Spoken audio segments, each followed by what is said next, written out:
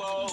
Give me the 14 when it's 14. The kill 14, what you know about? AR-15, the class 16, when you know the start steam, what you know about? BM-16, yeah, you're 16.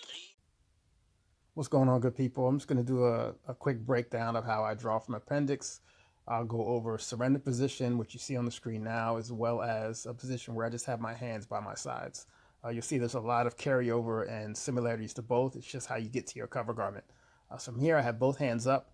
Right now, I'm about a 1 second par time, so I can get my pistol out from this position and my hands at my sides in under a second, or just under a second. So I'm just going to let this play in real time so you can see what that looks like. I'll let that play one more time. And one last time. All right. So the first thing that I'm doing is I know that I have to clear my cover garment. So personal preference, I like to grab the bottom of my shirt. Some people grab right above the gun and just kind of ball the material up and pull it up.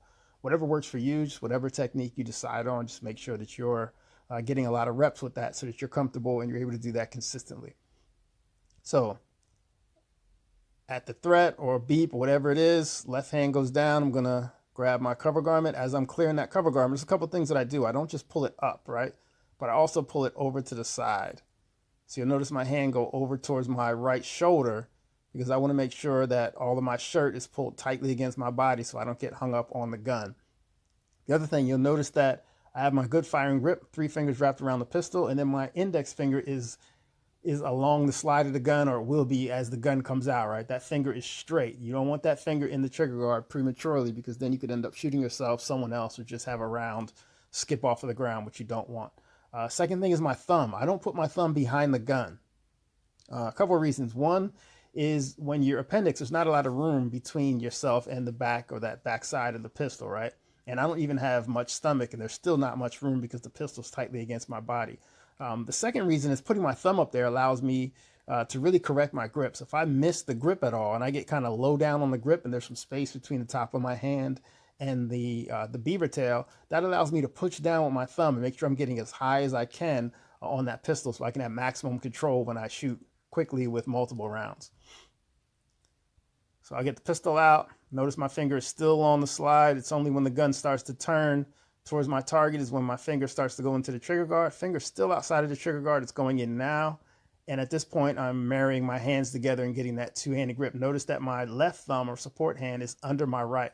So I'm letting my right thumb fall on top of my left, get my good grip, pressing out. As I'm pressing it out, I'm taking up the slack in my trigger. So at this point, I've already removed all the slack. I'm up against the wall. And if I need to fire, I can. All right. So there's going to be a lot of carryover between that and the next one, which is just hands by my sides. All right. So I'll let this one play a couple times full speed. Same thing, under a second. Run that back. One more time. All right. So this one is pretty much exactly the same. The difference is I'm not starting with my hands up.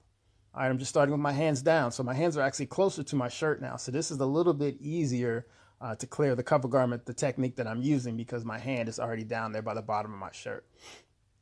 So once I get that stimulus, whatever it is, I'm going to lift that shirt up with my left hand. Again, I'm bringing it across my body, right over to, you see how my hand is all the way across near my right shoulder because I want that material to be out of the way so that the gun doesn't get caught.